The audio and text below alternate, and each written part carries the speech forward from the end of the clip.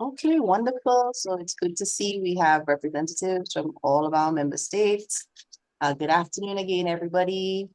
This is the day we have been looking forward to after all of our training, making sure that we can now put some of the skills that we've learned into practice. So I'm so very excited to be here with you. You can see from my screen, I hope you can still see it, that we have a packed agenda, but mostly to celebrate you, to celebrate the work you've been doing with Dr. Kim and some of the amazing projects that you have undertaken. I know the rest of the team online is really excited. So we will just get started with some welcome remarks from the head of the Environmental Sustainability Division at the OECS. We welcome some remarks from Mr. Chamberlain Emmanuel. Okay, good afternoon, everyone. Thank you, Janelle. Let me again acknowledge representatives from our participating member states, Anguilla, Antigua and Barbuda, Dominica, Grenada, St. Kitts and Nevis, St. Lucia, and St. Vincent and Grenadines. Also, to acknowledge Dr. Kimberly Baldwin from Marine Spatial Systems and Solutions, Inc., MASIS, and of course, colleagues from the OECS Commission and any other guests or invited persons who may be on. Good afternoon again, and welcome to this presentation, which marks the end of the first OECS Biospace training in drone operations in environmental monitoring. Today, the 22nd of May, as we gather to congratulate our graduates, we are also observing International Day for Biodiversity under the theme, Be Part of the Plan. And isn't it interesting that a large part of the students' final project focused on planning and preparing flight plans for the operation of the drones? This theme of be a part of the plan is not just a call to action. It is an invitation to embrace our collective responsibility towards our planet's rich biodiversity.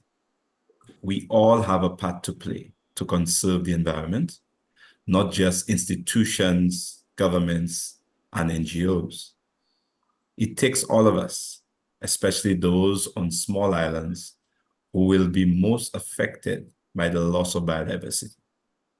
It also takes organizations, corporations, tools, technology, and innovation. Technology's role in environmental conservation cannot be overstated. From data analytics to artificial intelligence, technology provides information to understand our environment and to act decisively. It empowers communities and policymakers and provides avenues for successful environmental monitoring, allowing us to track changes over time and respond with agility to any threats that may arise. We are very grateful to the European Union for supporting the implementation of the Biospace project in the Caribbean and responding to member states' requests for monitoring tools and training. Drones are one of the tools rapidly revolutionizing monitoring and management of ecosystems, allowing us to reach the unreachable, to monitor vast and inaccessible terrains, and to capture data that informs our conservation strategies and drives our efforts to protect biodiversity. Capacity strengthening is the backbone of effective conservation, ensuring that the success of initiatives can be built upon. The Biospace project is committed to supporting the sustainable management of natural resources by strengthening the skills and knowledge of managers, technical officials, policymakers, and local communities. But the efficacy of drones is only as good as the operators guiding them. And so we are grateful to Dr. Kimberly Baldwin, consultant facilitator with MASIS, who shared her expertise and passion for drone monitoring with you, the participants. These presentations, your presentations this afternoon will reflect your hard work and dedication. The tagline of the Biospace project is Manage the Coastal Advantage, which means recognizing the value of our coastlines beyond their protective barriers. It involves sustainable practices that support livelihoods, such as fishing and sustainable tourism, while preserving the natural beauty and unique biodiversity of our region. Our small island developing states are some of the world's most diverse ecosystems, yet they face life-threatening challenges: sea level rise, extreme weather events, and economic vulnerabilities. It is here that drones and technology play a pivotal role, offering solutions for sustainable development and environmental conservation. By harnessing the power of technology, seeds can leapfrog to innovative conservation methods that protect their natural resources and bolster their resilience against climate change. So let's be a part, let's all be a part of the plan. Let us embrace technology, strengthen our capacities, and protect our coastal and marine biodiversity. Together, we can ensure that the diversity of life on our planet continues to flourish for generations to come. I thank you and again congratulate all of you on your achievement today and look forward to your presentations. Thank you very much, Chamberlain, Mr. Emmanuel, the head of the ESD at the OECS, for those words and for setting the stage. And let me just say a happy Biodiversity Day to everybody on the call. At this point, we want to go into the introductions. So in alphabetical order, we will have the participants introduce themselves. So each member state, we'll start with Anguilla and have everyone from the member state introduce themselves, and then on to the other member states in alphabetical order. So Anguilla, if you're on, yes, please go ahead. Thank you. Let's have a video too, please, everybody.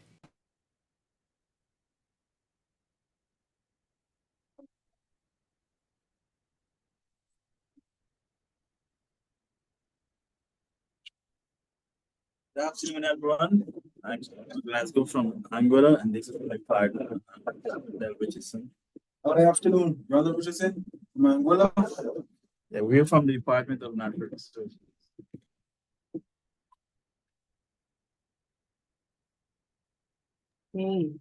Thank you, Anguilla. And Antigua is in the house, so can we get Antigua? Hi, good day. I probably just do the video briefly because I don't think it'll hold up. Pleasure to see everyone. My name is Helena Jeffrey Brown from the Department of Environment. I am the focal point for the Biospace project at OECS for biodiversity, and happy biodiversity, everyone. And I know Morgan is here. Morgan, please introduce yourself because you are one of the fabulous trainees in this project. Okay. Good afternoon, everyone. I'm Morgan Halstead. I'm the GIS officer at the Department of Environment, as well as the participant representing Antigua in this drone training session. Thank you, Antigua. And over to the BVI. Colleagues from the Virgin Islands.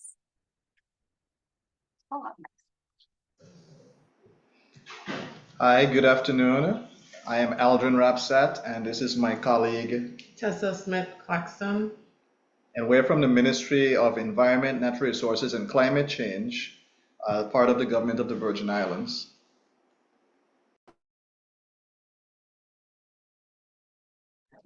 Thank you, Virgin Islands. Moving down to Dominica. Hi, good afternoon to everyone. My name is Rhoda St. John, and with me is Shamara Daisy, and we are from the Ministry of Environment in Dominica under the Division of the Solid Waste. Welcome, Dominica. Right over to Grenada. Hi, good evening. Doval Emily from Grenada, representing the Government Information Service. Thank you, Grenada. Over to St. Kitts and Nevis.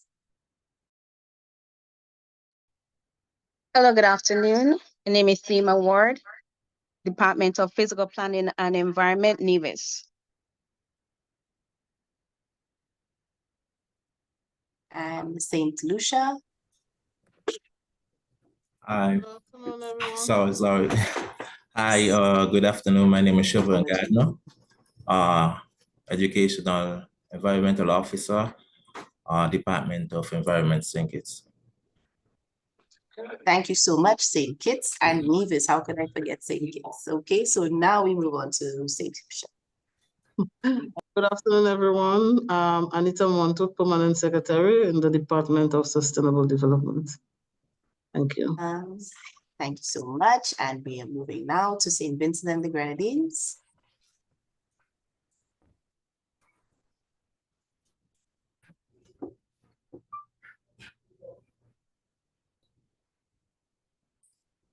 You're muted, St. Vincent? You're on mute, so unmute, please. Good afternoon, Travan Ferrari, Fisheries Division. And Nyasha Antrobus, Fisheries Division.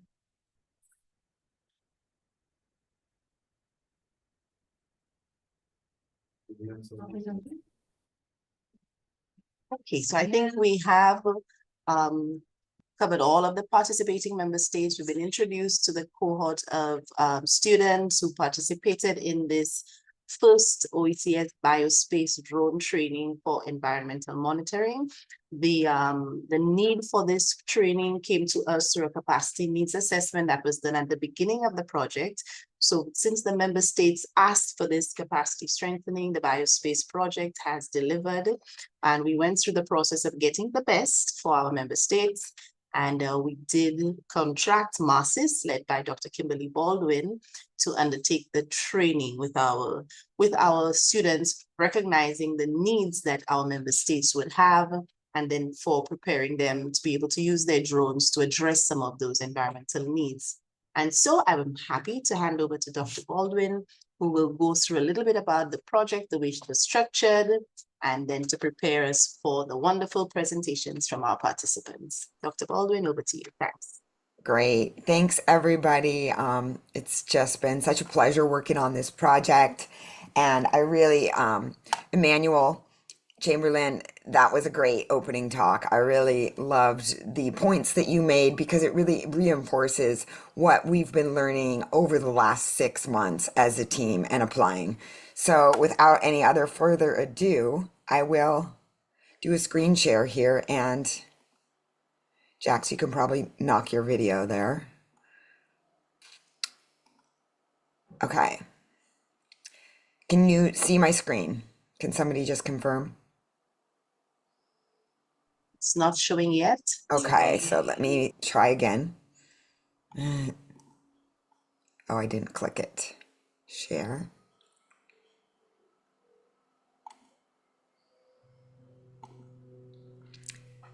Yes, How's we're that? seeing it in presentation mode. Yes, go ahead. Okay, great. So it's full screen. All right. So, as mentioned, this project is a drone mapping and environmental monitoring strategy component of the Biospace project. I'm briefly going to go over project goals and sort of just really a short presentation about what we've all been working on. This was a pretty intensive class. The students can attest to, I'm sure. But really the main goals when the OECS and I started talking about this, and that this project really more than a year ago, year and a half, 2 years almost ago, they really had certain goals. They wanted to work with the member states to build the technical capacity to effectively manage coastal marine resources by providing drone flight training operations. And not just flight training operations, but geospatial analysis, and also using this drone data to create comprehensive ecosystem-based information and use it to help guide planning and decision-making efforts and monitoring and managing efforts within the countries. So really my approach, my students know, is a really practical hands-on approach. This isn't just a training course. You'll see over the course of this project, our goal really was to apply these practical skills to train people how to use the technology for coastal marine ecosystem-based mapping and monitoring strategies. You know, I teach a whole variety of environmental monitoring, but the focus of the biospace was really looking at biodiversity in the coastal marine ridge to reef type of ecosystems within the member states.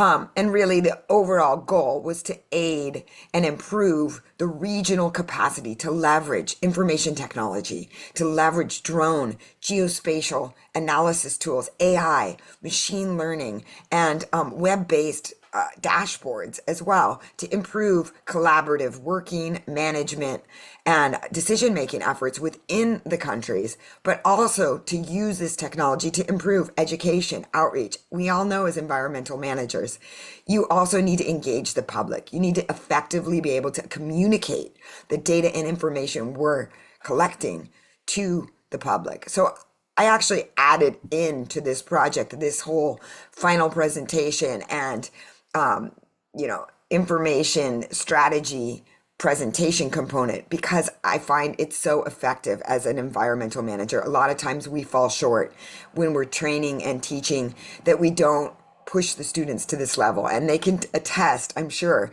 the last few weeks they've been under a little pressure because they didn't just create data and fly drones and get some cool pictures. They actually used it and had to think about how they were going to apply it in their countries and how they want to use it moving forward. So we're going to really hear a lot more about this today. So we taught them how to create, accuracy reports and different types of products, which the teams will be sharing with you. So as Oisa mentioned, this was a really intensive 9 countries simultaneous training. I've done 5 countries at a time for a Sargassum regional training for drones, but this was pretty intense to be managing 9 different member states at once. As mentioned, this was a 6-month timeframe project. We started the actual training with the cohort in 2023, and it has continued to this day. So really this training was a blended approach. I find, we did a 1-week in-person intensive training for drone and technology and how to fly and use everything. But then I supplemented it with a longer term approach with a virtual training course where the students had to go out on their own and they had to set up a site, they had to plan it, they had to design it, set it up, and actually execute it, and then analyze it, create information, and develop a monitoring strategy, as well as be able to share it. So this was pretty intense. The students definitely can attest to that, but they should feel very proud. A lot of people can fly a drone, a lot of people can use a mapping software, but not many people can do what this team did. I am extremely proud of the 9 countries that participated in this 6-month training with me. Another key notable thing was that nearly 50% of our drone pilots are women. In the drone world, women comprise about 10% of the drone pilots internationally around the world. So I'm very proud that this cohort has a strong woman-based contingent. Furthermore, this was a really interdisciplinary, intersector type of training. The way I teach is not specific in terms of one industry or the other. The way I try to teach my students is to use a widespread ecosystem approach. So I taught them how to do drone mapping for coastal marine environments, but it could be applied or leveraged in a variety of ways that suited each one of these member states and their agencies' needs. So as you see, we had people that were working in agriculture, agencies from Fisheries Division, Ministry of Environment, Departments of Natural Resources. We also had from Grenada, a member from the government information service, as we know, that, videographer. We had a MPA ranger. We had 2 from Dominica that were working in solid waste management. So you can see this same approach has been applied across a whole diversity of disciplines. It's really exciting. Furthermore, the training course curriculum I developed to give them a step-by-step playbook or a course textbook, a drone mapping guidebook, which is provided to these students that was developed for the Biospace program. In our curriculum, they learned, as I mentioned, how to safely and professionally fly drones on a commercial, which is a professional level, using international standards and policies. We also learned how to conduct automated drone flight surveys and mapping techniques for coastal marine environments. The team learned how to handle and manage data as well as to process their data.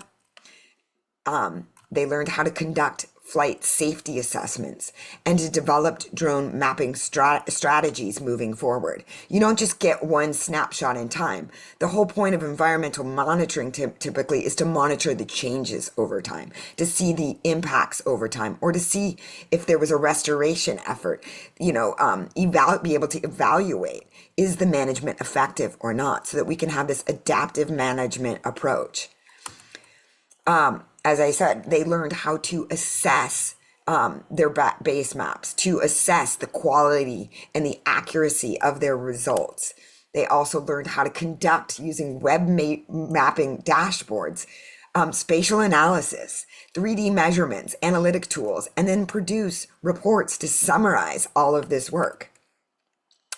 And last but not least, because I'm a participatory GIS or a participatory approach type of person, they learned how to share and communicate this information to, whether it's the government, a whole range of stakeholders, the public, etc. And then what the teams will be presenting today is their national drone monitoring sites and their strategies and how they plan to use this technology and this training within their member states moving forward. So as I mentioned, it was broken into 2 components. The first component was held and begun last year. We had 2 training cohorts, one that was held in Antigua and one that was held in St. Lucia. So we split the member states half and half and brought them together for a 1-week intensive, I call it my drone boot camp. So you can see the video here, but we learned not just how to fly drones commercially and safely, they learned how to conduct a whole variety of flight plans. And each one of these flight plans have a different applied purpose. Some are good for outreach. Some are good, maybe for GIS to create data for planning or environmental impacts assessments.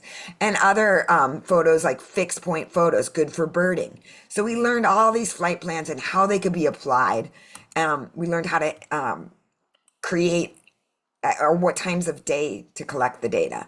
We learned all about different mobile apps that you can use to improve safety and efficiency. Then the teams went out and we conducted these surveys. And then as I mentioned, they learned how to upload the data, process the data, create these 3D maps and models, and then analyze them and create and export and share their results. So, as I mentioned, the first site, Rodney Bay, we chose Rodney Bay as a demonstration site. So in each country, I walked through the whole process of what they were going to do on their own. And we learned step by step how to do each different type of flight survey, how to do the mapping, how to fly, skills. I mean, it was action packed. We were out there 8 to 9 hours every day for the 5 days these teams were here. Trust me, it wasn't easy. So the application, this is what I teach them. Anyone can fly a drone, but to do good drone mapping, you need to clearly identify what is the application, who are the users, what types of data do you need so that you can effectively develop the according flight plans. So the application for Rodney Bay had a whole variety of uses. Marine spatial planning, we were looking at mangrove health in there. We also had a fish landing site, Grossesley, which is in there. And then moorings off the coast here of Redui Beach. Probably messed up the name, sorry.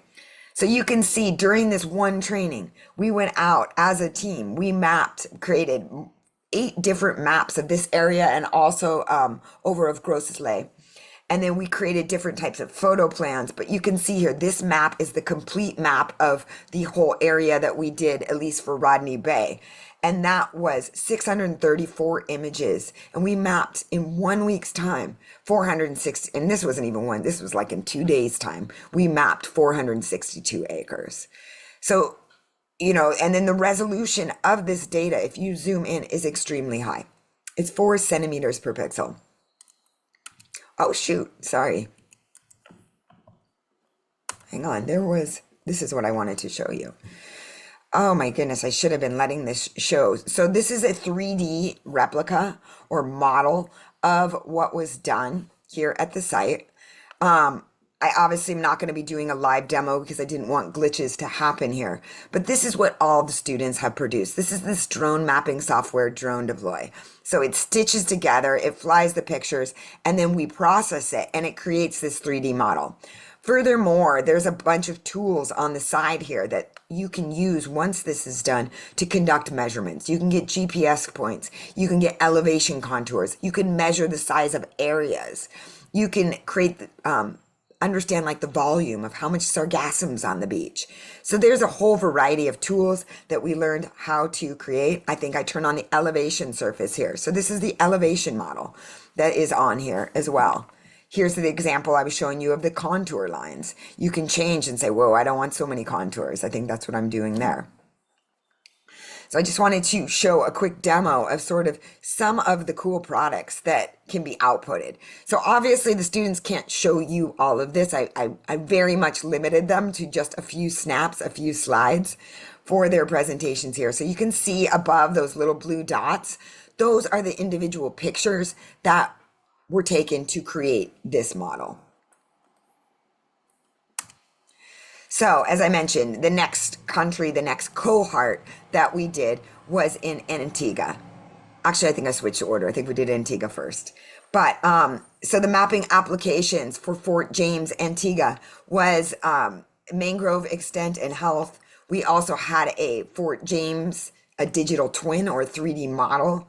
There was also beaches there, so we were looking at beach profiles, coastal erosion, as well as because there was such a large mangrove area, we were looking at the applications for bird and nesting monitoring.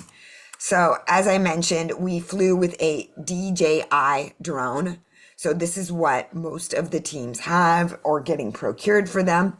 And a total of 7 maps, 3 corridor plans, as I mentioned, a 3D model, and a number of these 360 drone panoramas. So I will show you some of that in a minute. So at this site, we took more than 442 images to create a 500-acre map. So this is just showing the orthomosaic, which is the, you know, I like to say it's the picture, but the mapping photo, and then the 3D elevation model.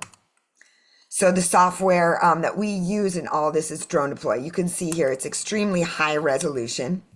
Let's see, I think I have a short video as well for this one.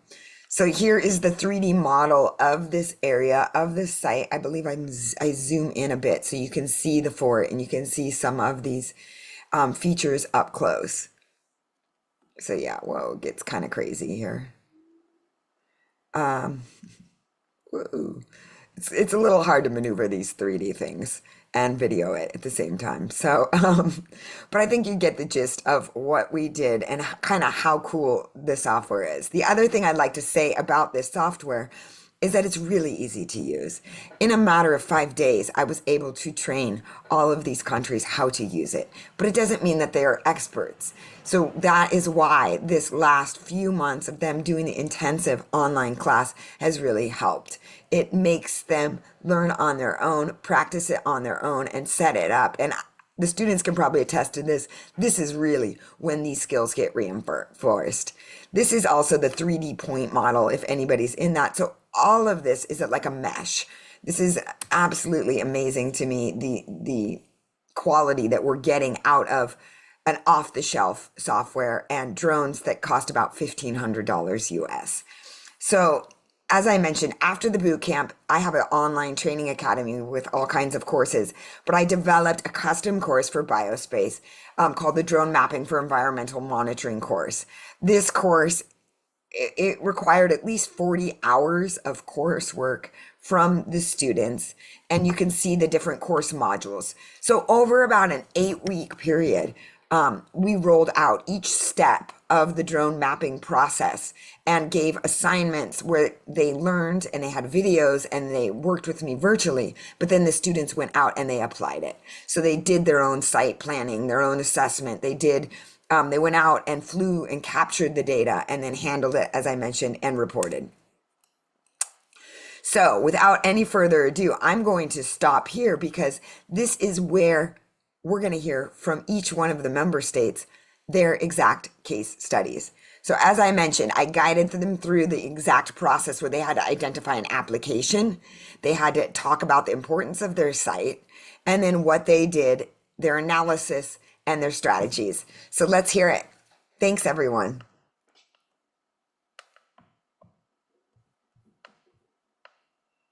Excellent. Thank you so much, Dr. Baldwin. Thank you for giving us the background and also making the link. So some of the questions that we were already asking in terms of what happens next, how can they establish a network and get some more opportunities for hand-holding and on-the-ground training, you've kind of given us some insight into it. So we are at the part that we've all been waiting for, which is the country presentations. I'm not too sure how we have arranged to do it, if we're going in alphabetical order or if we're having the bravest go first. What do you suggest? I was just going to call out some names, but Okay, well, go right ahead.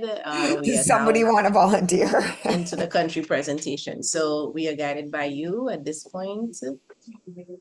Are you gonna call them out? I would let you.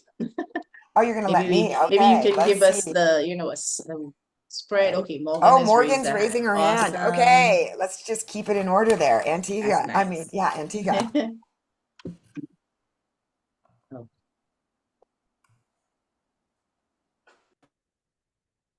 You can go right ahead, Morgan. You should be able to share your screen. Okay, sharing now.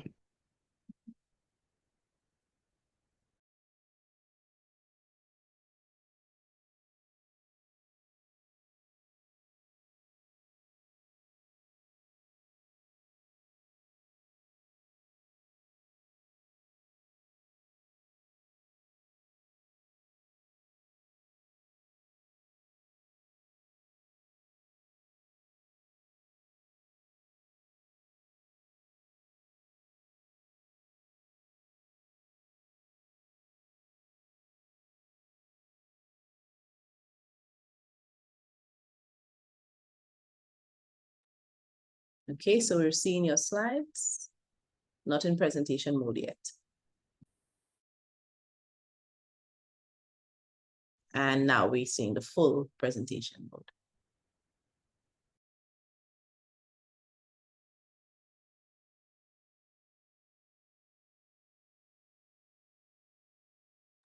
Hey, good afternoon. Can everyone hear me? Yes, we can hear you loud and clear. Okay, great.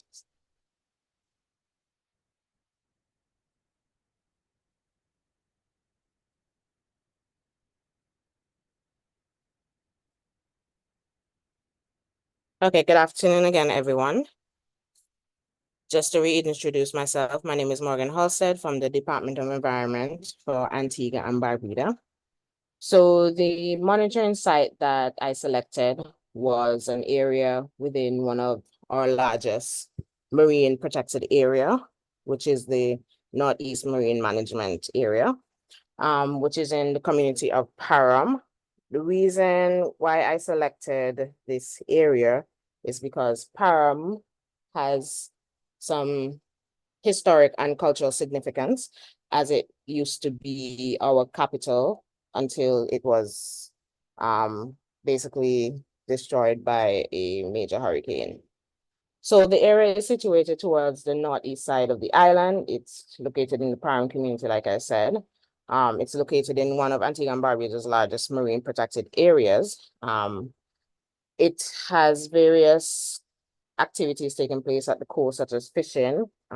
It's the location of one of our fisheries department, the Parham Fisheries, and it has a major mangrove ecosystem wetland. In addition to that, it is also situated close to one of our reverse osmosis plants, which is just north of the area. So the applications we'll be looking at for this site is coastal wetland monitoring. It's an essential bird habitat. We're going to be looking at the various coastal activities. We're going to be identifying the fisheries infrastructure as well as the housing population density.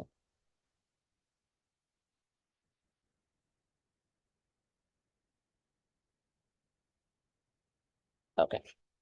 So for the flight surveys that were conducted, I did a standard map of the area at 120 meters. I also did a corridor towards the eastern side of the area along a waterway. I did a panorama towards the western side of the area, which I will identify its significance in the next slide. And I also did a video at 10 meters. So I utilized the DJI Phantom 4 Pro version 2 drone. The standard map took over 2 days to be completed. That was because of the weather. I couldn't really complete it in 1 day, even though that would have been more practical. The total area site is 121 hectares, and it was a total of 725 pictures. So here we have on the top right, the overall area with the 725 pictures taken of the site. And on the top left-hand corner, we have the corridor plan, as well as the panorama on the bottom left. This is the orthomosaic captured of the area. As you can see, we had a bit of complications when we were out in the field. Some of the pictures we weren't able to upload. There was an error we experienced in the field. We had to refly the area as well. In addition to that, when we went out the next day, instead of the flight commencing from where it ended, it started going from the beginning. So we had an overload of extra images as well.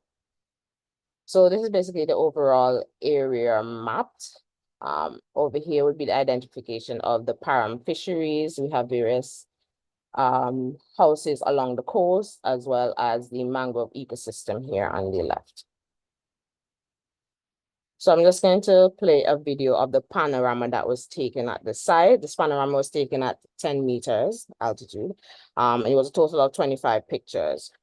So this area is significant as it is known as the Byams Wharf Mangrove Wetland Area. And this area has been adopted by the Parham Alliance Beautification and Revitalization Organization. And they are dedicated to building and sustaining the community capacity, as well as self-sufficiency through preservation of heritage and culture in the area. In addition to that, this area is of important significance to the IBA, which is the important bird and biodiversity area. It is known to have various bird species as well as various marine life in the area. So from the map results, I did various annotations of the area. I wanted to identify areas of illegal dumping that was prevalent in the protected area. Also identify the location of the Byams Wharf Mangrove, which is this area over here. In addition to that, I just wanted to outline the areas where mangroves seem to be less populated in the entire area. So in addition to that, we have the Parham Fisheries, which is located in the center of the area. It's also situated close to many housing infrastructures. I want you to count the number of houses in the area just to get an idea of the population that is situated close to the coast, as well as the number of boats in the area to get an idea of how many persons would frequent the area, type of activities that would happen at the area as well. Given that we're looking at a mangrove ecosystem area, I wanted to do a plant health analysis of the area, just to identify the health status of the mangroves in the area. This will help us to identify, prioritize future monitoring efforts towards area that requires it more. Lastly, I've identified some site monitoring strategies and recommendations for the area. First, we have water quality monitoring, and I think that's important given that it's situated very close to our reverse osmosis plant. We'd want to do regular testing of the waters in the area just to ensure that, you know, there's no contamination. It's not a threat to the mangrove species in the area, as well as the other marine species that take up habitat in the area. I think it's important that we do a vegetation health monitoring in the area, given that this is one of our larger area of mangrove ecosystem, and it's important for us to identify, you know, where efforts we would need to prioritize. In addition to that, we would do faunal surveys, remote sensing, field surveys, as well as getting the community involved in the monitoring, as you know, they would know more about the area rather than us who would say we're doing monitoring once a year or once every few months. You know, they'll be able to tell us more about the area and stuff like that. And that's the end of my presentation.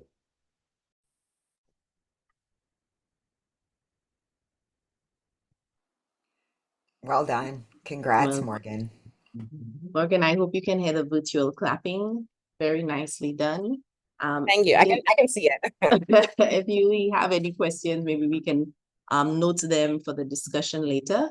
And then I'm going to invite our next presenter to, I think, no, Morgan, you'd have to stop sharing, and then our next presenter can just raise, yes, please. Thank you so much, Samuel. Samuel Glasgow is coming up next. Yeah, stop share for the screen.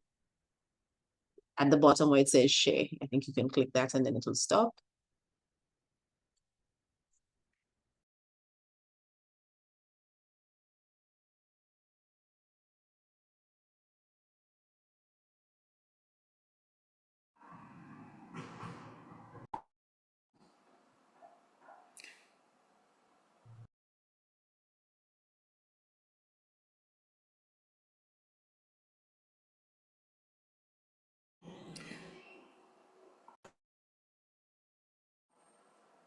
We're still seeing your screen, Morgan.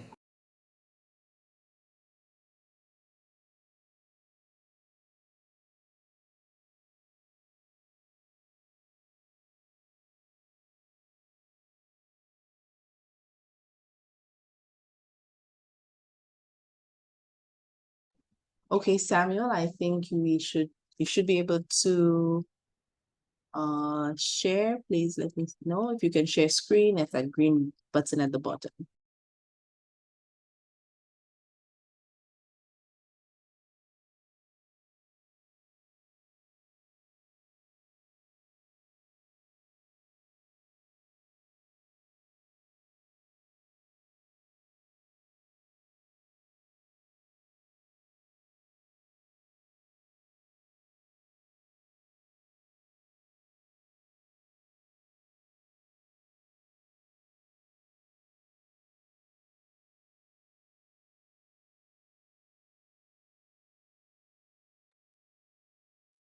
Okay, Samuel and team, let me know if you can't unmute. Okay, let's see. Okay, try now.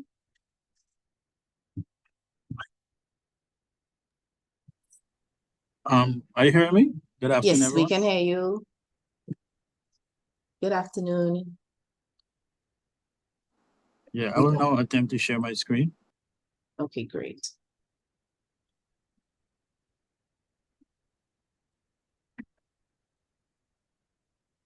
Can you see my screen? We're seeing your desktop. Yes, we're seeing your presentation. And if you put it in presentation mode. So it Yes. should be in slideshow right now. It's in Is it? slideshow. Yes, so please go ahead. Thank you, Thank you very much. Samuel and team from Anguilla. Yes, I'm Samuel Glasgow. Once again, let me reintroduce myself, and my team member Randall Richardson is here as well. We looked at the Western Gull Pond, the Altima Marina, which is a marina that is being developed in the west of the island. And in terms of application, we're in the process of doing some coastal management, right, habitat monitoring, because there are a lot of vegetation and we have some corals as well in that area.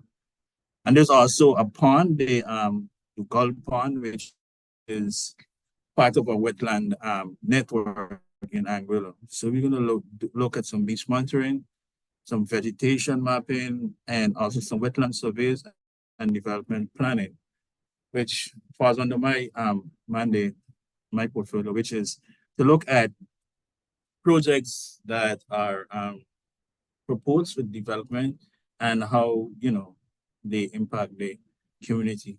So the Altima Marina is one of the 3 marinas that are being developed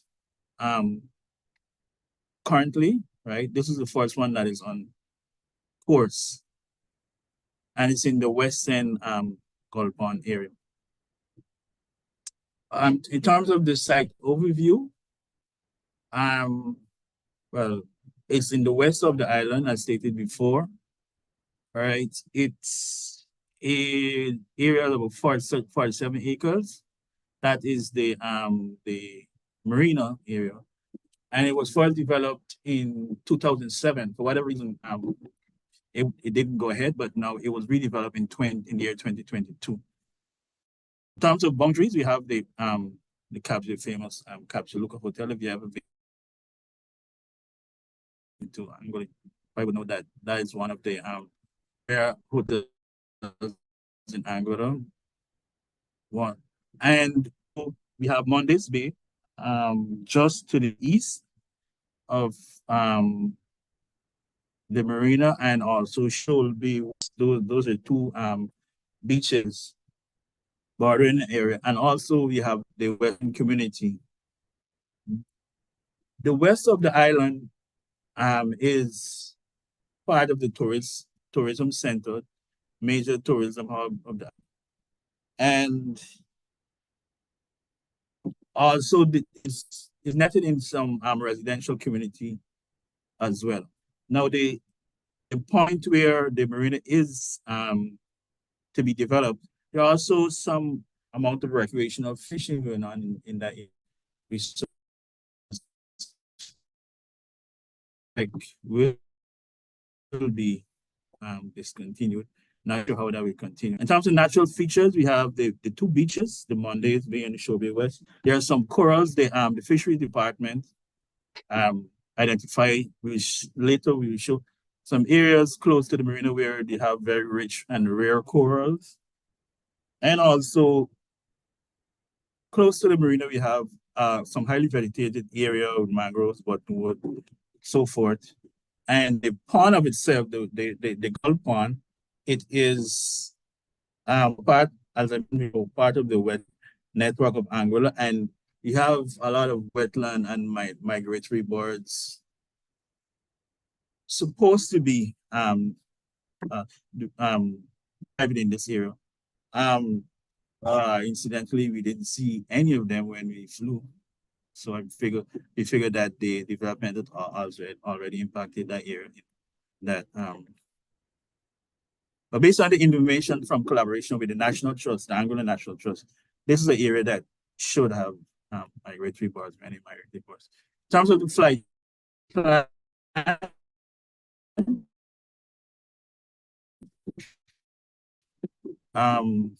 we flew on the 16th of the base map. We flew at 90 meters for 7 minutes, and we took 545 images with an auto resolution of 2.7 cm per pixel and elevation resolution of 10.7 cm.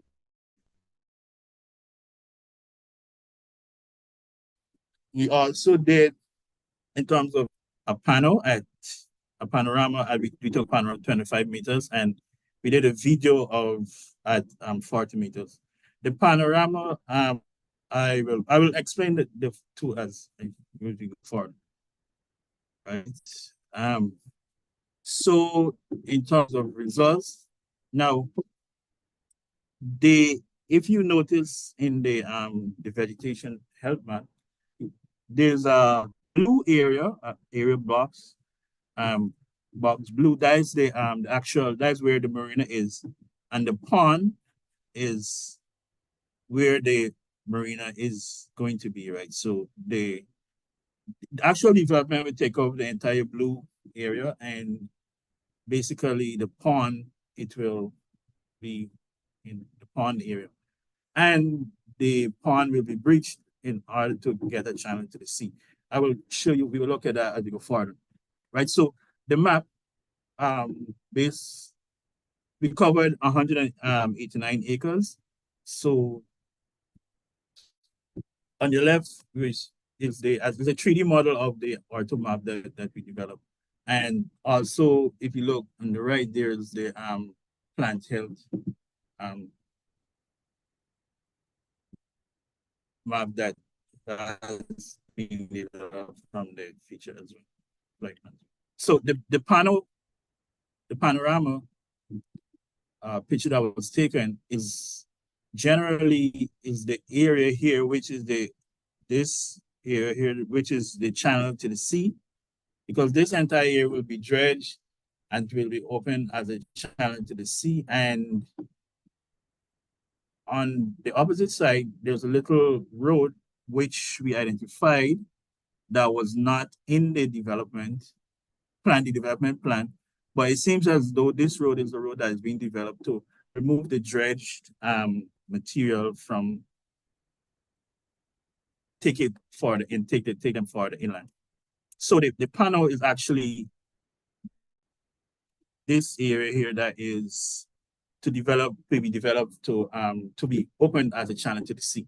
And the road is this little projection here that is going into the pond. We'll see it a bit clearer when we move forward.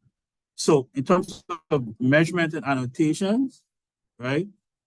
We look at vegetation, we look at the road, we look at beach accretion, and we identify where the breakwater were and the corals. Now, the map on the left will give you an idea of the annotations, right? This looks like this yellow or yellow-green, not an expert in color. That's the area of the vegetation, the highly vegetated area. The orange is where we identified, we counted buildings on the outskirts of the project because we suspect that this area will be further developed and further change. And there will be some intrusion into the highly vegetated area with bottomwood and mangroves and other native species. In the beach area, we identify where there were there's rich rare corals. This is the orange, and also we identified 2 beach monitoring points that the fisheries department are using to do their beach profiling with the spanking brand new Maverick 3 Enterprise. Because they're laughing because they have a brand new Maverick 3 Enterprise that we're still using here to West.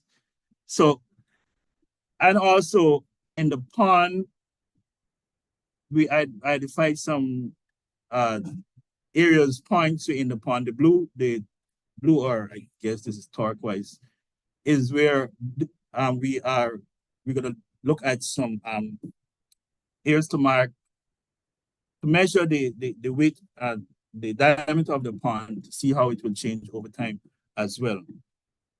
Also, we identify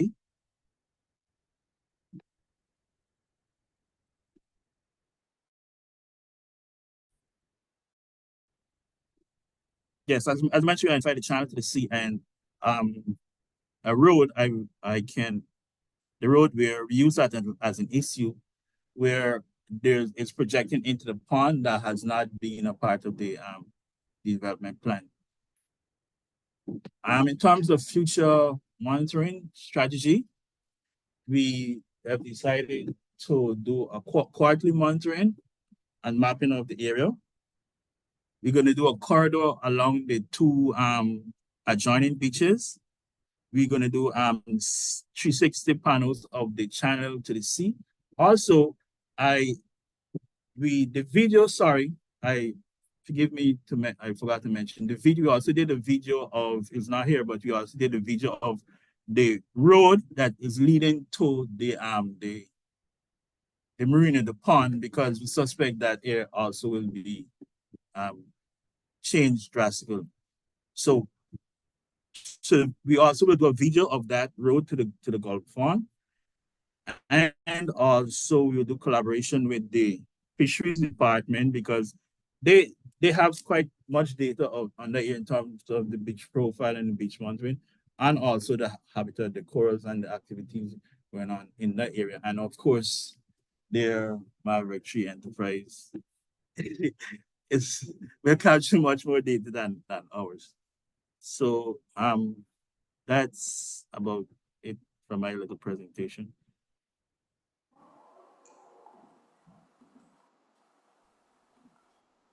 Wonderful. Thank you very much, Samuel and Randall, the team from Anguilla for those presentations. Again, we will note any questions we have and leave them for the discussion section. Very interesting, some of the applications that these drones can can be put to. So I didn't see the order in which the hands went up. Oops. Well done, Anguilla, well done. Can you stop share, please? We have, yes. Is mine stopped? Yes, that's stopped. And so we can go to Dobell Jax from Grenada. Okay. And if you're ready, are you able to share your screen? Yeah. All right, wonderful. Please go right ahead. And then Travon, we will come to you after Jax. Okay, so we can see your presentation. And we can see it in full screen. Very nice. Go ahead. Full screen now. All right. Hi, good afternoon again. So Dovell Emily from Grenada. So we did a disaster management at the Guave area. So we had a site importance and application of Guave St. John's. So you can hear me, right? Yes, we can. Okay, then. So we did assessing the vulnerabilities. So we did a map of Guave to identify potential flooding due to sea level rise and other environmental factors, because from June we know we have the rainy season coming in, and we have two rivers which pass through the village. So you have to keep that in mind. We have to do sustainable land use, because majority of the houses are clustered together. So we need the physical planning assistance there. We need to get some stakeholder and residents in a meeting to engage them. And some of the things what I discovered doing a walkthrough. For example, you had some pollution because you had two drains which was leading to the seashore. So we saw some pollution there, saw a bit of erosion. So we have the drone mapping and monitoring flights. So I use a DJI Maverick 3 Enterprise multispectral. The flight altitude was 120 meters. The flight time was 12 minutes, which captured 351 pictures. A total area mapped was 188 acres. What was that? So that is my map here. That is the photos, photo map, the base map. We have the automosea, the 3 centimeters, and we have the digital elevation model as well, 10 centimeters. So we have the web map dashboard analysis report. We cover over 80 annotation measurements conducted. So we had counts, we did a wood count, we did the 2 drains, 1 dilapidated building, we did distance and area. So the fish market was, I missed out something. So the fish market was 832.19 square meters. The river, so we did a total of the both rivers together. So it comes up to 276.43 square meters. And the width of it, majority, when we look at it, majority was like 10 feet in the width. Some a little bit wider down to the river mouth. Some of it slimmer, but the majority was 10 feet. So site monitoring and strategy and recommendation. So we annual flight survey analysis, and then drone to utilize by government, our partners to track changes over time and monitor developments. Climate impact and infrastructure improvement. Use of drone technology can assist with identifying zones where flooding occur and defense system. So that's where the physical planning will have to help us out there. Thank you. All right, thank you very much. Virtual claps. Yeah. To Well you. done. Well Very done, Renata. So I see Trovan, and then followed by FEMA, and then Aldrin.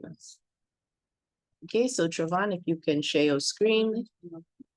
And you can go ahead. We're seeing the slides now.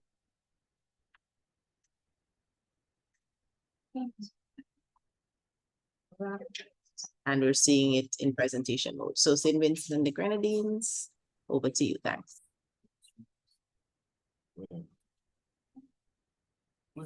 Okay, good afternoon, everyone. Good afternoon. Yes, sorry about that. So yes, our site area, it is called Central Kingstown Watershed. And Kingstown is the capital of St. Vincent and the Grenadines. So it's in the it's the heartbeat of our island. And we decided to choose that as our specific site area. Now, this area, it is located at the south of the island, and it drains right down to the coast, where we have our primary fish landing facility, our Kingstown Fish Market. And just adjacent to that, right now, the government is constructing a new seaport.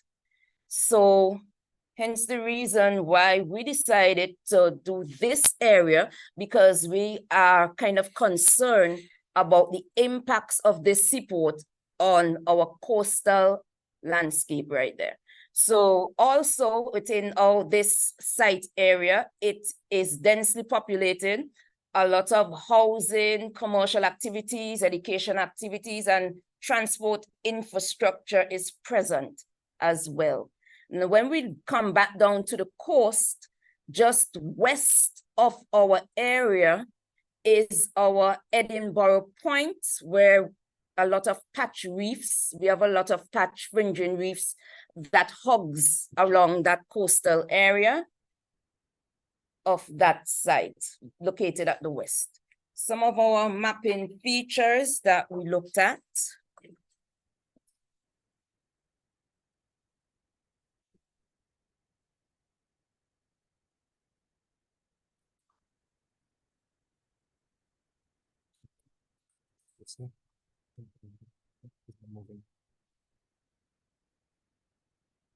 Okay, some of the mapping features that we looked at is housing density along the riverbanks, commercial activities, river pollution, bank stabilization methods, schools, fishing boats, fisheries infrastructures, coastal pollution, and infilling from the port construction. And then we go straight ahead to the flight plans and the baseline mapping. As Ms. Angelbos said before, we did the Central Kingston watershed site. It's 291.5 acres. We took 560 image captured. Each of the flight lasted about 40 minutes.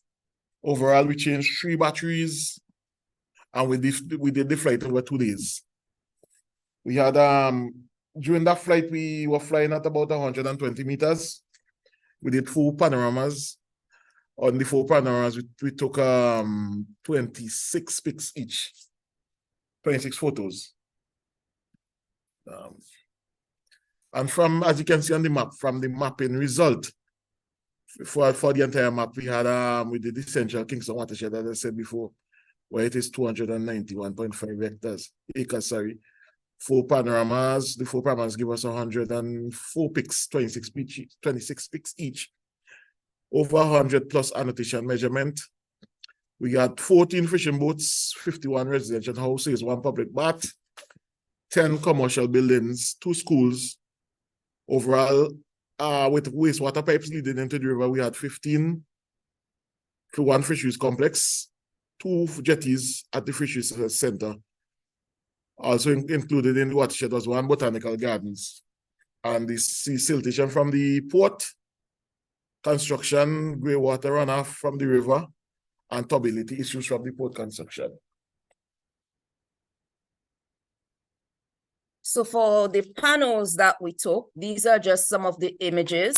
This panel, we did it more inland, where we captured one of the river that drains to the coast there. Also, the other picture on the left, we would have earmarked one of our sites, our Central Water and Sewage Authority office, one of the commercial buildings present. This other panel, we took 2 at the coastline. And if you notice these pictures, they really gave us a really deep picture of just how bad the turbidity issue is as it relates to the construction that is going on right now. The one at the right, if you look closely, you will see the turbidity drifting to the west end of the island, because the drift is moving in a westerly direction where our reefs are present. So we have some concerns there as it relates to this construction, this site, this project that is under development right now. And the panels, pictures were able to give us this quite an extensive picture of what really is going on. For future and monitoring strategies, well, we have decided that we really would have to fly back the same flight path quarterly. We have to do it quarterly over the lifespan of this project that is going on. And also, we are just approaching our rainy season, the hurricane season. So we know for sure at the end of each adverse event, the very next day, we had to be out there again, flying over the same path to look at the destruction and to be able to compare against this base map that we have created here right now. Also, alongside the drone technology strategy, we also have to incorporate water quality testing. We have to also incorporate some reef assessments, do some dives to find out to get a better grasp as to just how extensive the sedimentation will be on our reefs. So that's it from this end. Thank you very much. Well done. Thanks, St. Vincent. Excellent job from St. Vincent. Thank you, Trevon and team. Okay, if you stop share, we will. Stop share. I think we, FEMA and team, I'm not sure if they're going to do St. Kitts and Nevis all as one. But FEMA, over to you. You can share your screen. And go ahead. Also, let us know if you are presenting as St. Kitts and Nevis or if we're getting two separate presentations. And after that, I see Aldrin and then Rhoda. Trevon and Samuel, can you put your hands down, please? Yes? Hi, can you guys hear me? Yes, I can hear you.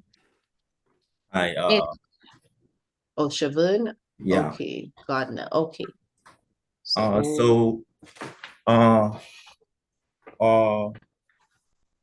choice was Penny's Beach, Nevis, and this can be found on the southwestern side of the island. This area, Penny's Beach, was chosen because it is a main attraction in terms of beaches in Nevis. There's a lot of businesses, tourist attractions there, and it is an area being closely monitored as it relates to development and management in terms of conservation.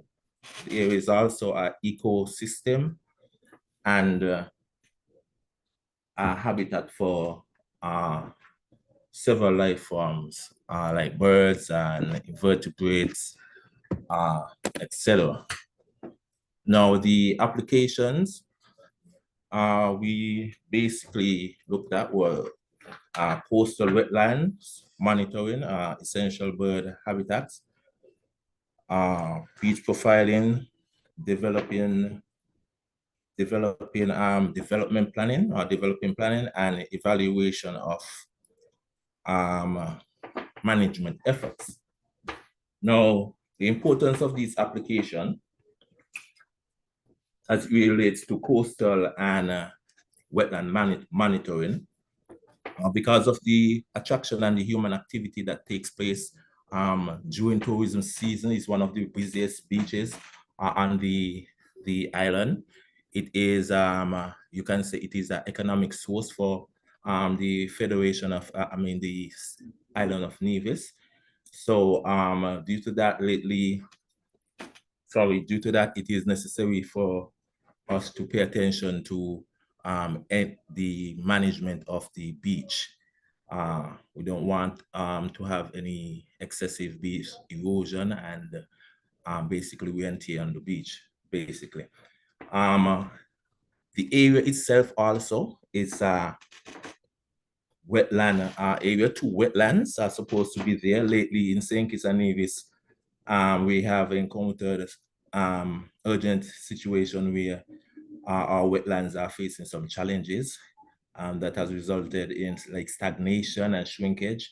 There's supposed to be 2 wetlands there. That is one of the reasons why we targeted, the area was targeted. And the wetlands are even drying up. Some of the wetlands are even drying up. So due to low tides and low rainfall, we have had massive droughts over these times. So Penny's Beach is a location for some of these wetlands that health is currently being monitored by the Department of Environment in Nevis. Can I interject? So the wetlands are of significance because through the years and just recently of some activities, the wetlands by our eyes can see enough shrinkage, but we needed to have baseline studies to show exactly how large the wetlands are, what is the status of the health of the mangroves, because we are losing our mangroves, and what creatures do still exist. Because we're noticing we've encountered certain deaths over the years because the Departments of Physical Planning and Environment do monitor these wetlands. So they were seen as important, why thus the area was chosen based on the activities and the significance of the area. So there are several stuff we did. We actually did quite a lot. And you looked at it, we did a total of 9 flights over 2 days. And despite the fact we encountered heavy rainfall, we actually captured some beautiful images. We did make some corrections because we did the corridor area twice. We did it at 60 meters, at 40 meters, and then we made a change it to 60 meters at 15.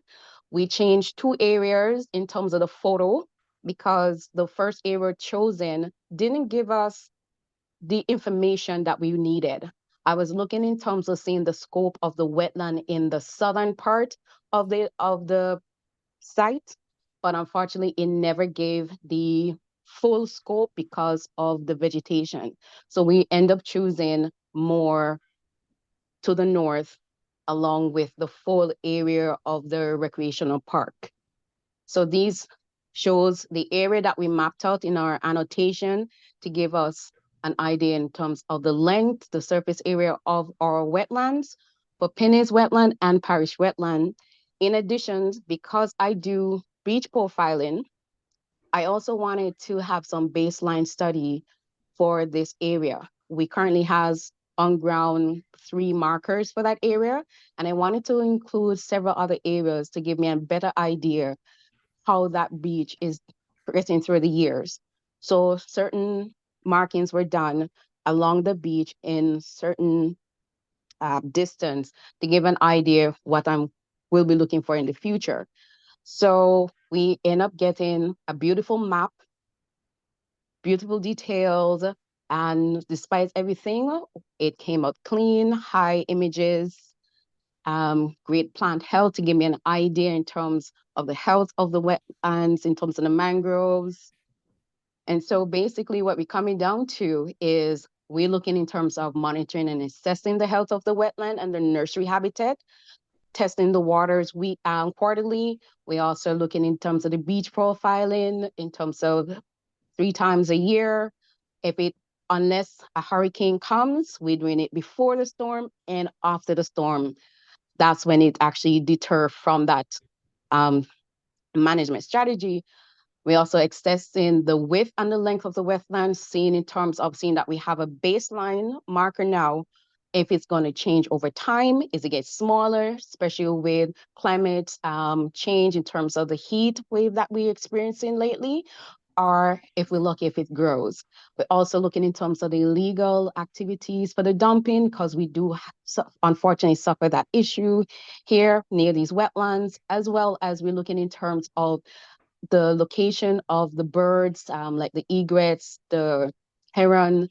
There are some areas to the south had a good amount, but I noticed they're being decreasing, as well as other invertebrates and stuff, as well as trying to get some equipment to help assist with the tides of the area. Shervin, have any other things to say? No, not really, no. Okay, thank you. Great job. Awesome stuff. Thank you, Seema and Siobhan. Thank you, St. Kitts and Nevis. All right, and so we have Aldrin and team from the BVI, and then after that, we will have Rhoda and team from Dominica. So Aldrin, please feel free, go ahead. Share your screen. Okay, can you hear me now? I can hear you. Okay, and can you just let me start my video before I share? Yes, you can go ahead. You can share. Oh, you want to start your video? Okay. Yes, please. Let's see. Okay, yes.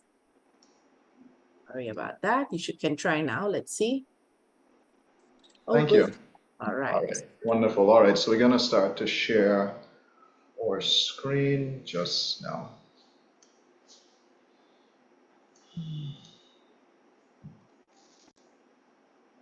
Okay, can everyone see it? Please confirm that you can see the screen. Yes, I'm we can seeing see it. the screen. It's Okay. not full screen. It's not in presentation mode, Aldrin. Okay. Okay, fantastic. Good afternoon once again, everyone. We are Tessa Smith Claxton and Aldrin Rapsat from the British Virgin Islands, and we represent the Ministry of the Environment, Natural Resources and Climate Change. And today, our presentation is going to be about a fish landing site, specifically at Carrot Bay on the island of Tortola. And we're just going to present on what we did, why we did it, and its application to our purposes. So Tessa is just going to start us off and tell us, first of all, what in the world is a fish landing site and why is it important? Okay, so in the Virgin Islands, this exercise was actually very timely for us because we're in the process now of looking at assessing all of our fish landing sites throughout the Virgin Islands to look at how they can be developed, whether or not we should develop them further. So the opportunity to use the drones to help us to assess these areas was something that we jumped at this opportunity. So in terms of this specific project, we looked at the fish landing site in Carrot Bay.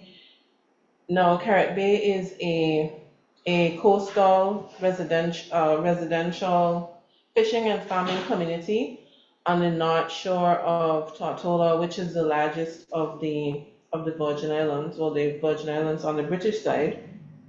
And it's a coastal community, so there is rocky coastline and offshore patchy coral reefs, and it also rises into an upland evergreen forest, which is Sage Mountain. So Sage Mountain, which is our highest point, drains into this Carrot Bay area. In terms of the specific activities that take place in Carrot Bay, again, as I said, it's a residential coastal fishing and farming community. There is a sizable reclamation that was done there to support our annual Emancipation Festival celebrations.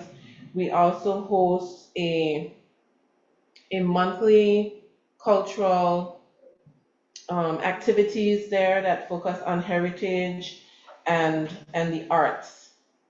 In terms of specific applications now for the use of the drone and the mapping applications, obviously for planning and development of the blue economy, as fisheries is a major part of this, disaster management and mitigation planning, the fisheries, development of the fisheries sector, looking at it for management and evaluation purposes.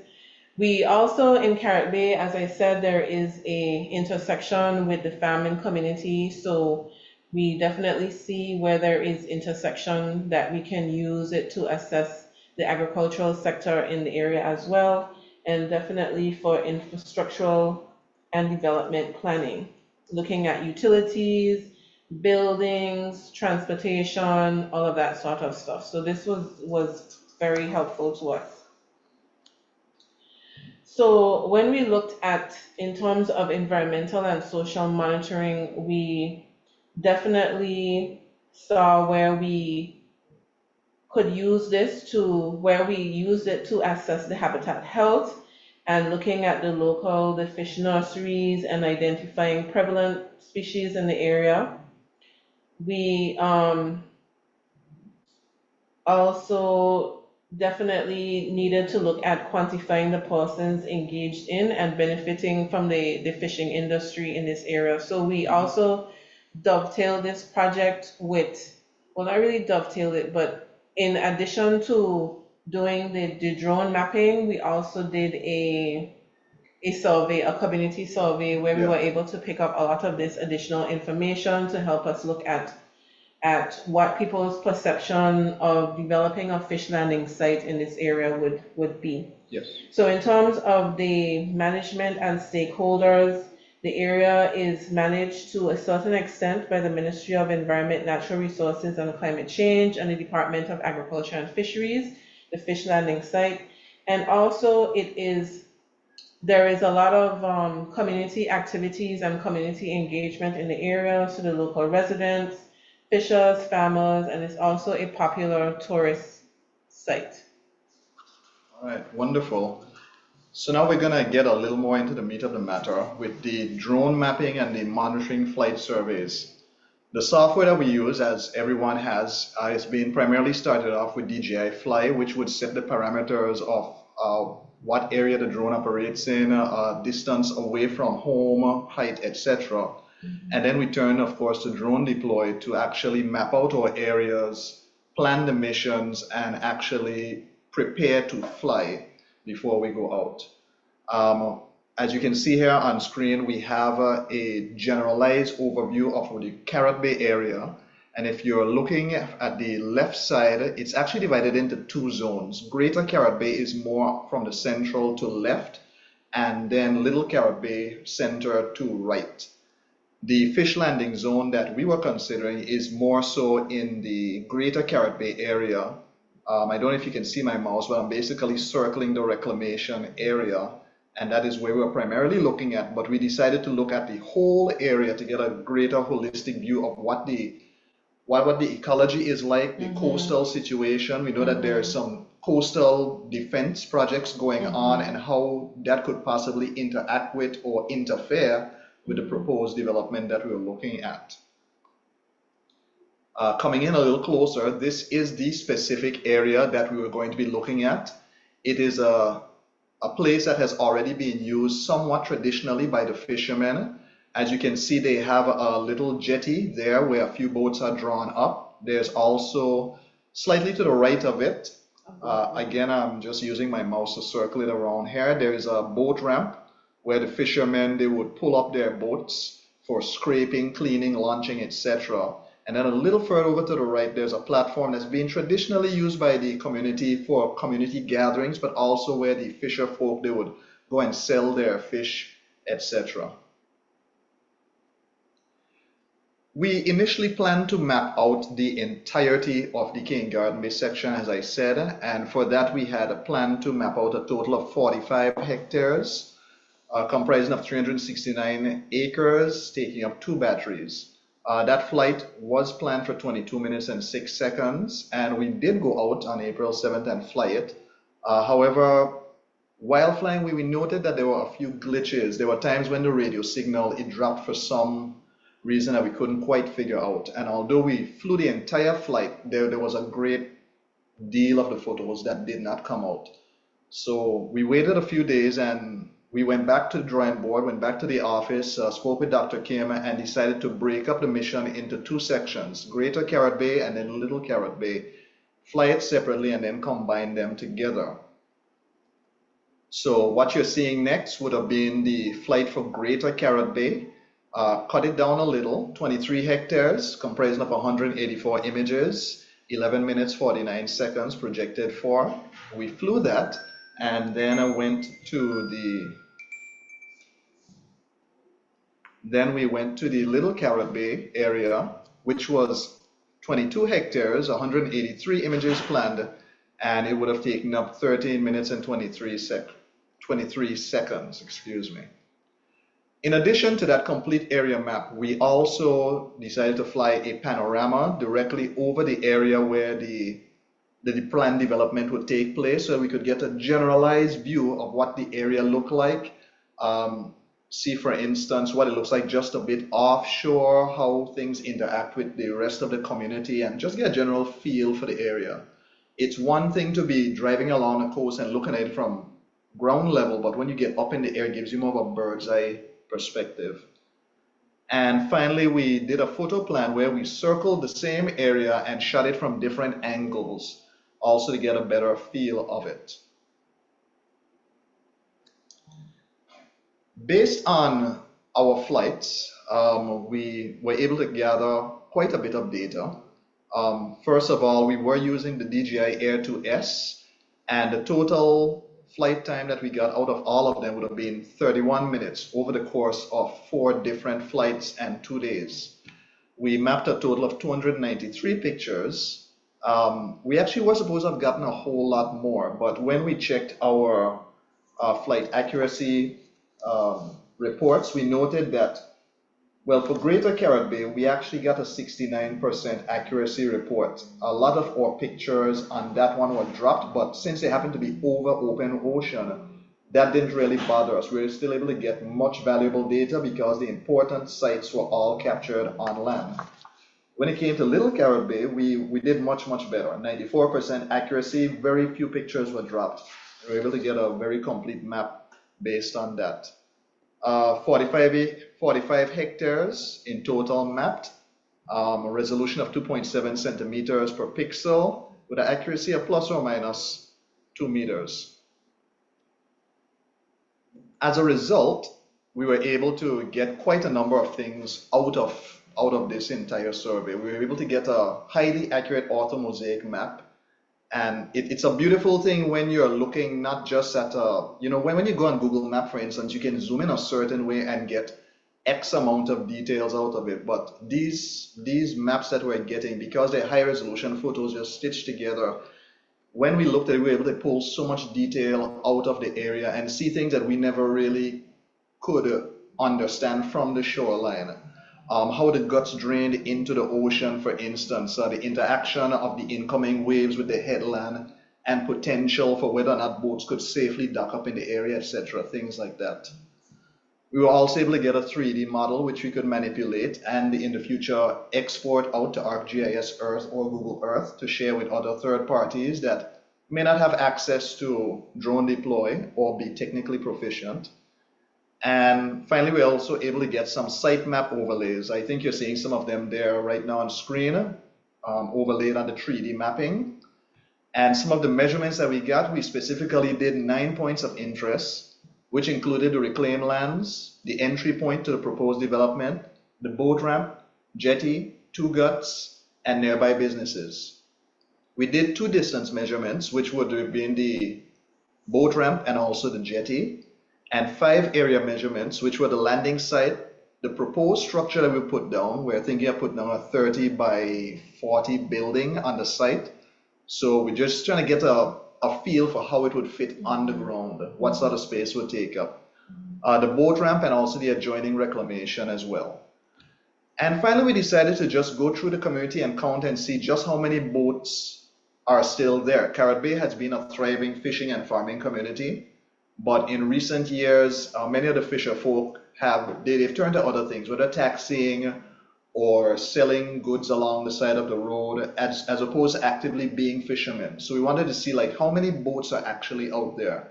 And we counted 20 marine vessels around the village, which is a lot, in various states of repair, but the fact that they're there shows that there is an interest still and it can be nurtured. Back to you, Tessa. Okay, so in terms of our site monitoring strategy and recommendations, we want to continue to map this area on a quarterly basis, 4 times a year in the first year, for us to really understand the dynamics of the area. And some of the considerations in this includes the seasonality of the fishing in the area, the hurricane season and how it affects what goes on. There's a heavy groundswell that happens there in the winter months. Yeah. Right.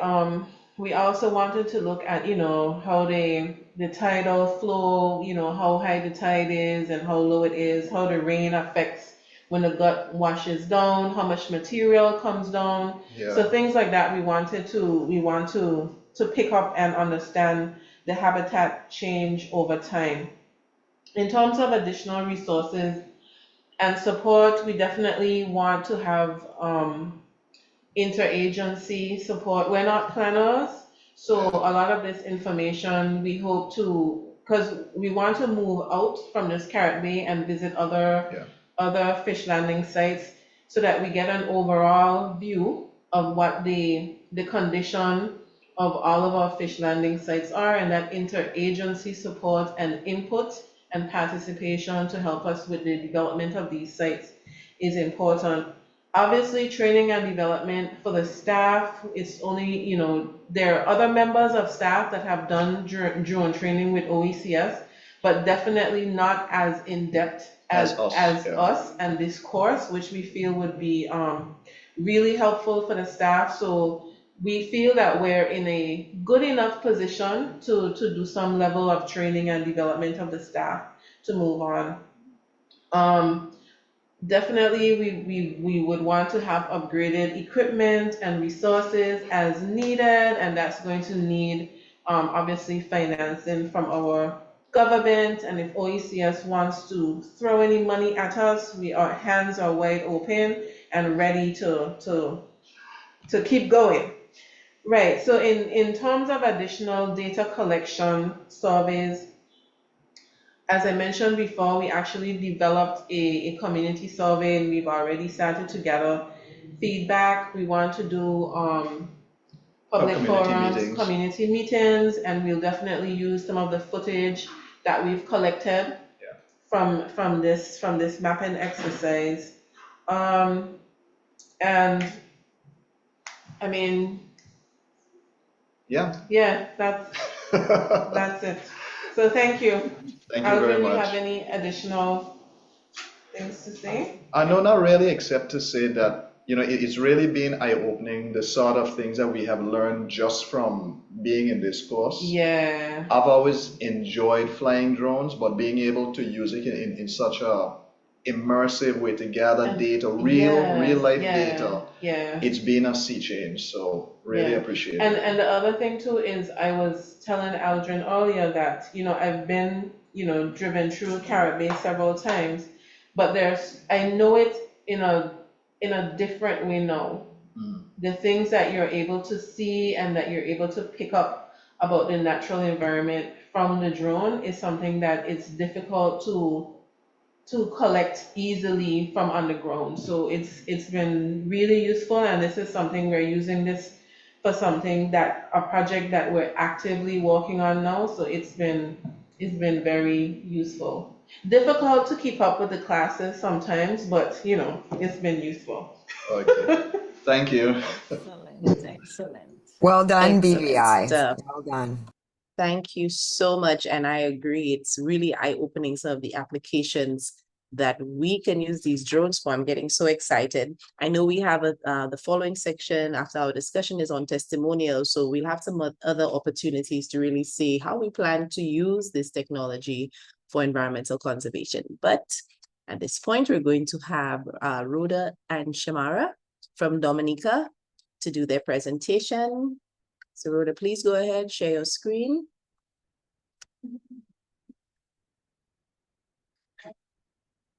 Okay, yes, you're seeing the slides now. Not yet in presentation mode. And okay, we can hear you.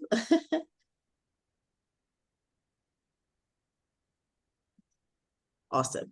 We are good to go. Okay, good afternoon to everyone. We're going to make this short, sweet, and probably with a little excitement. Okay, so Shamara and I chose to do the St. Joseph Village, which has a very small community called Layu attached to it. And that is because the St. Joseph community is one of the communities where garbage and where it's heavily densely populated with garbage.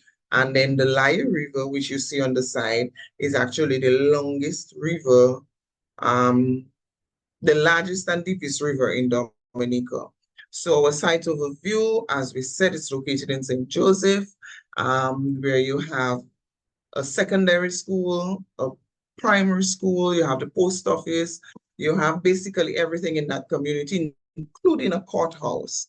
And currently the land space is being prepared where the government of Dominica is actually going to be putting off another housing complex and creating the housing revolution that is going on in Dominica. So again, you're going to have more houses, more garbage, more debris added to that community.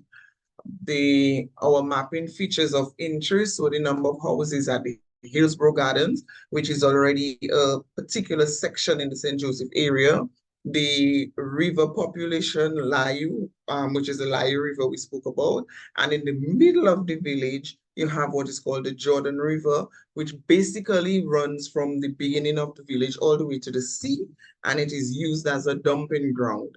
So we used the drone and this course to actually take the overview photos so that when we clean the river, clean a mile with our project that's coming up, we can go back and we can monitor the area to see, after education and raising awareness, if that river is staying clean. Pollution along the shorelines, the cleanliness of the garbage collection points, the fishing boats, because it is a fishing community as well. And like I said, you have a high school, a primary school, and many government buildings within that community. Our flight plan, we had 2 flight plans, 2 batteries. We sent up the drone 3 times in the one day that we went and assessed the area. We're looking at 62 hectares, 414 photos. That took us 36 minutes with 2 batteries, with 2 flight plans, and that is for the St. Joseph Hillsborough area. We did that separate from the Layu River. Flight plan 2, as you can see, we spoke of the our largest river and deepest river. So this is where all the points are. This is actually part of the river, not even the whole river. That is just one section of the river. It goes all the way up into the community and into the mountains. Our mapping results are as follows. You have 62 hectares, 1 river running through the village. The housing complex at the Hillsborough Gardens has 73 houses. We have 2 schools, the primary and the secondary. Like I spoke of earlier, the River Jordan is in the middle of the St. Joseph community, so we're going to monitor that. The fishing community, Layu, we counted 8 boats in the river, and on the shoreline we have 4. We're just showing you some other photos that was taken from our drone deploy results. If you look at this photo, the one on the right, you will see the yellow area, which is mapped off, and that is the Hillsborough Garden area.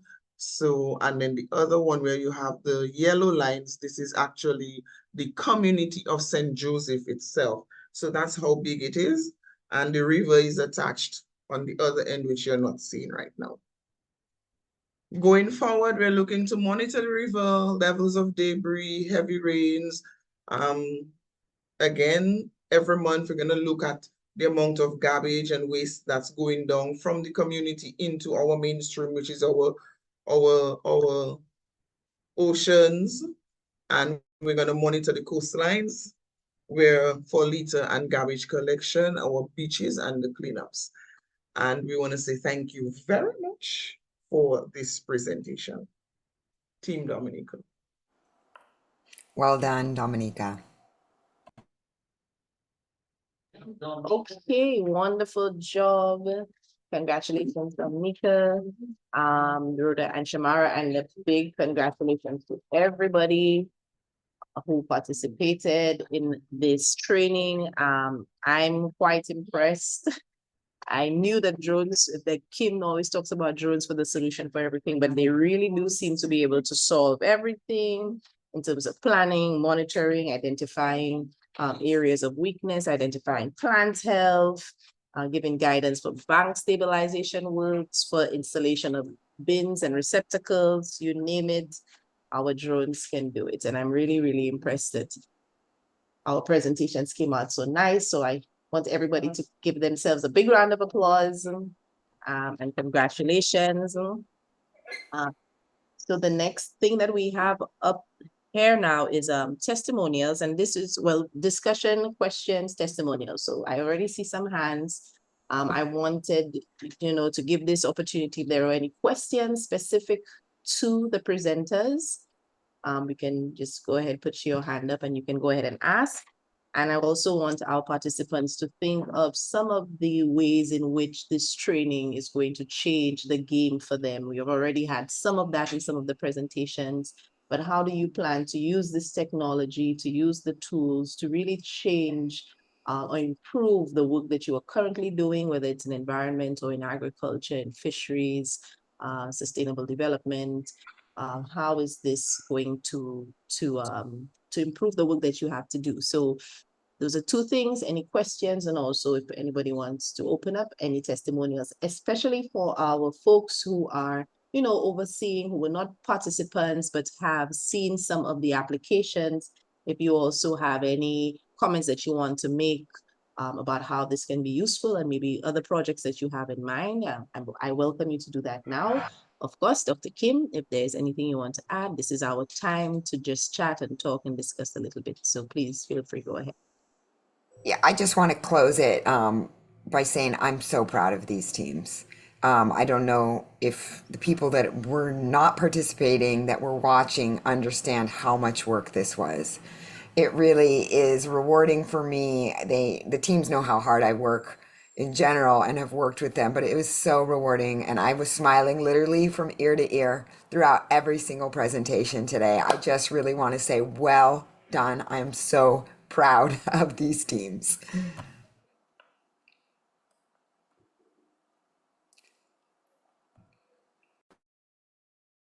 So while people are still putting together their thoughts and their questions, please feel free. If you have a question, you can raise your hand. I did have one quick, well, a few quick ones. Bank stabilization was interesting to me, and also monitoring for plant health. Those two questions came up. So I was kind of curious as to how the plant health was monitored, if it was a particular set of indicators, and also with the bank stabilization. So Antigua, I think you made that presentation, but Kim also, if you want to join in. Yeah, the plant health, Janelle, this is a filter that is used, it's an automated, like, you know how they were able to show the picture, the ortho mosaic map, then they were able to show the 3D elevation model. Now, another algorithm or automated feature of Drone Deploy is you can tick on this layer that shows you the plant health. It basically just uses your normal RGB, which is a red, green, normal photo, to identify dead versus living areas. So again, this team, I have an intensive 3-month course. I mean, like full-time 3 months. So like about 5 times what these teams learned. But there are a lot more advanced tools. We just scratched the surface. They just barely learned how to use these tools. There's AI tools. There's advanced ways to use the plant health filters that these teams were not trained in. So, I mean, they look like complete experts, but there is so much more to learn. I just also want to encourage the teams that you don't stop. This technology is constantly changing. You have to keep upping your game. The more you fly, the better you're going to get, the more comfortable you will be with these tools. I provided them also with a lot more learning resources for self-paced study if they want to continue. But I would hope that I see most of these member states in future months and years to do more advanced training with them. Rhoda. Good afternoon to everyone. Kim, we just want to say thank you, thank you, thank you, thank you, thank you. Because at the end of the day, both Shamara and I got a skill that we never had before. We learned something we never knew of. Right now, we can actually set flight plans, we can take drones up. And thank you very much for putting us in touch with Mr. McCauley. He did an excellent job with us yesterday and guided us. And he's like, oh, but all you know what you all are doing, man. So we we just want to say, we just want to really say thank you. And Dominica appreciates the work that you do, what you've done, and the amount of information that we have learned, and that we are able now to use that in the different sections of our department, especially with the garbage collection, recycling, illegal dumping, and all of these things. We can actually use our drones to monitor all of those things, and we are very, very, very, very thankful. So we say thank you, Kim. Thank you, and thank you. Thanks. Yeah, McCauley did the 3-month, the intensive training I'm speaking of. Well done.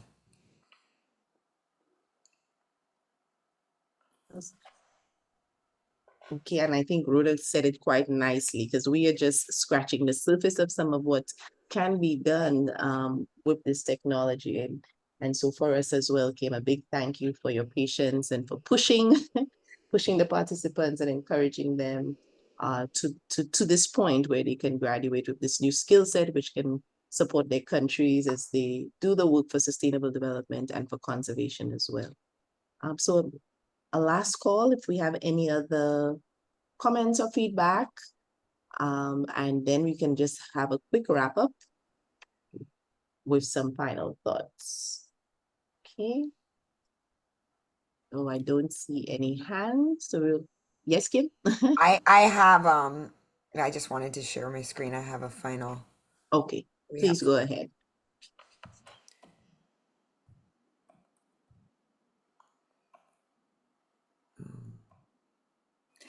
So I'm not going to go through and give them out. I just have Thema. You're the name that got pulled out of the deck. But I just want to congratulate the teams. I just want to let everybody know that there are course certificates on these courses that will be given out to everybody. So as we know, all 18 members receive the boot camp certificates, but this is a more advanced 80-hour or 40-hour or 80-hour certificate that I will be distributing to the participants that completed and submitted all of their assignments. So the last few teams, please make sure all the teams today email me their final presentations so that we have copies of that, as well as all of your reports. And then I will be issuing out these certificates. That's it. Fantastic. Thank you, Dr. Kim. And again, you will have something tangible to hold on to show that you have capacity built in this area, as was requested by the member states. So again, congratulations to everybody. At this point, I'm going to ask the project manager for the Biospace project, Mrs. Norma Cherry-Favrier, to give us some closing words and some thoughts on the process and next steps. Great. Norma, over to you. Thanks. Okay, thank you very much, Janelle, and thank you to everyone. Kim, hats off to you, to the participants. It gives me great pleasure to address this online session which brings the drone training to a close. Allow me to convey special thanks to the funders, the European Union, for funding this training through the Biospace project, and for contributing to filling capacity gaps identified in the OECS member states through the needs assessments conducted early in the project's implementation. Many thanks to Dr. Kim Baldwin of MARCIS, the consultant hired to conduct the training, which has strengthened the capacity of the participating OECS member states in drone operations for environmental monitoring. It has been a challenging, fun, and rewarding few months, and from the presentations delivered today, this is evident. We thank all the participants who attended the face-to-face training sessions, raised pertinent questions, shared experiences, and remain committed to delivering the final assignments. We congratulate all of you for your dedication and active engagement in this entire learning experience. We wish to encourage you to complete the various evaluations of the training that was shared with you, as it shall help us improve our future capacity building activities. Thanks to our head of division, Mr. Chamberlain Emmanuel, for delivering the opening remarks, and a big thank you to the team members, Janelle, Danny, Patan, and Rochelle, for their efforts in making this training activity a success. We truly hope that with the skills you have attained through the training, you will be able to provide sound guidance and support to your various national governments, which will inform sound decision-making. Finally, congratulations to all. And in line with the theme for today's observance of the International Day for Biological Diversity, continue to be part of the plan in helping to effectively manage the precious coastal and marine resources we have in the OECS region. Thank you and enjoy the rest of your day. Okay, Norma. Okay, so with those words, I think we have come to the end. We have one quick request to take a photo of the whole group. So we will just put our videos on for a few Yes. minutes. We got to get one and with all of us. yes, so we can document this moment in time. Everybody who can put your camera on for 2 seconds. I actually want to take a picture of this as well. I know. I always forget to do this. Yes. Let me like this. Okay. All right. I think we have it. We have a few excellent documented folks. I think Oh, in the wait, we're getting some graduation. more. We're Oh, getting, we're we got getting some Morgan. more. Okay. Yes. Who else are we Yes, you're missing there. here? Come on, Danny, don't be shy. Diane, don't be shy. You don't want your name showing instead of your SVG, picture. where are you? Say OECS. All right. Oh, Very there's nice. Siobhan. And There you go. Siobhan. Okay, we got Danny, you Danny coming on too. on? Oh, Yes. great. Oh, this is like a reunion. It's like the very nice. Oh, beautiful. Okay. Graduation picture. Oh, yay. I think Helena had to OECS, leave do us. not forget that you guys have drone deploy software. Yes, and we Danny. do have the software. We will talk more about the drones. I think we got some good pictures in. I think this is the part of the graduation Oh, where they take here. off the caps and throw them up. So thank you all. We do have a WhatsApp group where we can stay in touch, so we can be in touch in the future. Again, thank you and enjoy the rest of your afternoon. Great. Thanks, Bye-bye. everybody. Hope to see you soon. Bye-bye. Good seeing you guys. Bye, everyone. Bye. Take care. Bye. Take care.